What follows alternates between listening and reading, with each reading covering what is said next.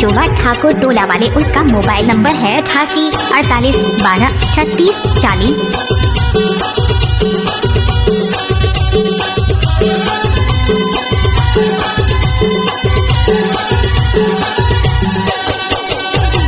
चुटुक माया दे दे उधार माँ, चुटुक माया दे दे उधार माँ, चुटुक माया दे दे उधार माँ, भाई चुटुक माया दे दे उधार माँ। पैसा दे चाबी के बाजार माँ, चुटुक माया दे दे उधार माँ। पैसा दे चाबी के बाजार माँ, चुटुक माया दे दे उधार माँ। कैसे माया दे उधार माँ, राजा कैसे माया दे उधार माँ, कैसे माया दे उधार माँ, राजा कैसे माया दे उधार माँ। नगदी माने ले माया मोरिया, कैसे माया दे उधार माँ, नगदी माने ले माया मोरिया, कैसे माया दे उधार माँ।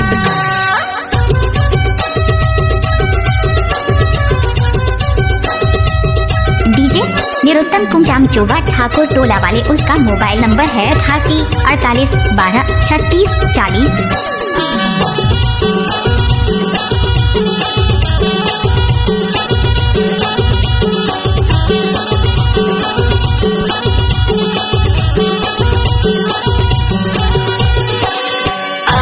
स्टैंड टूरी मदीना दुकान माँ, लेबो मोबाइल मांगो ससे तो के दाम माँ।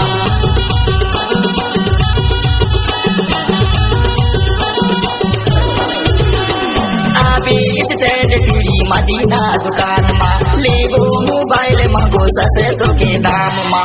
चुटुक माया दे दे उधार माँ, भाई चुटुक माया दे दे उधार माँ, चुटुक माया दे दे उधार माँ, भैया चुटुक माया दे दे उधार माँ। पैसा दे चाबी के बाजार माँ, चुटुक माया दे दे उधार माँ। पैसा दे चाबी के बाजार माँ, चुटुक माया दे दे उधार माँ।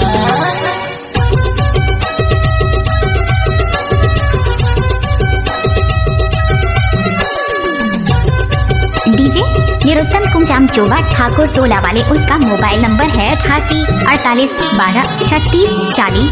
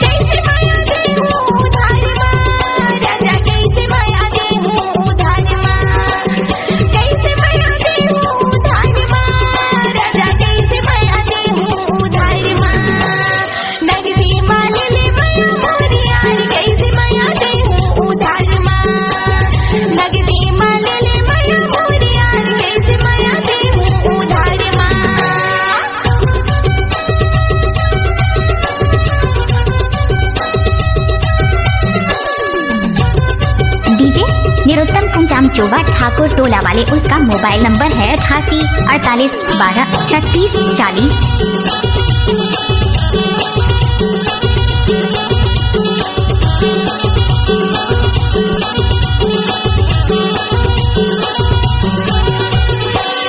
हीरापुर की मैं चैला चैली कौन गाँव के, हो गया दीवाना टूरी मैं हाथुर नाव के।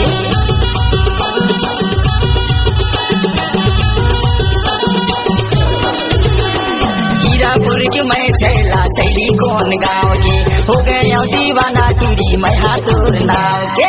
चुटुक माया दे दे उधार माँ, भाई चुटुक माया दे दे उधार माँ, चुटुक माया दे दे उधार माँ, भैया चुटुक माया दे दे उधार माँ। पैसा दे चाबी के बाजार माँ, चुटुक माया दे दे उधार माँ। रुपया दे चाबी के बाजार माँ, चुटुक माया दे दे उधार माँ।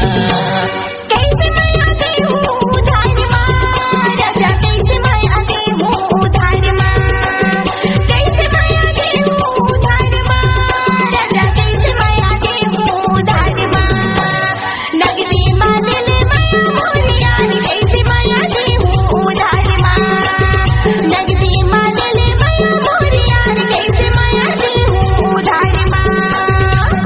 देहु कर जिया बाजार माँ अरे कैसे देहु माया उधार माँ पैसा देहु डिंडौरी बाजार माँ पैसा देहु माया बाजार माँ